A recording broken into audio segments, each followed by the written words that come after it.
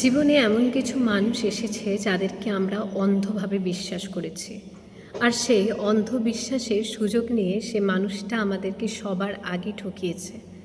দেখবেন, কারোর কাছ থেকে চরমভাবে ঠকে যাওয়ার পর মনের মধ্যে নানান প্রশ্নের ঝড় উঠবে। আমাকেই কেন ঠকানো হলো? আমার কি দোষ ছিল? কেনই বা প্রতারণা করলো? বিশ্বাস করাটা কি ভুল ছিল? আরও কত প্রশ্ন। মজার বিষয় কি জানেন? মনে এমন অনেক প্রশ্ন থাকবে, কিন্তু তার উত্তর থাকবে না। পৃথিবীতে এমন কত মানুষ আছে যারা দিন রাত সুযোগ খুঁজছে।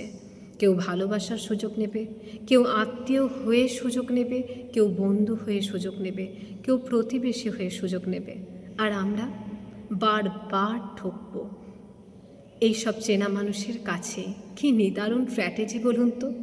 জীবনের সেরা উপলব্ধি কি জানেন? সবচেয়ে বিশ্বস্ত মানুষটাকেই একদিন সবথেকে বড় বিশ্বাসঘাতকের রূপে দেখতে হয়। কি তাই না?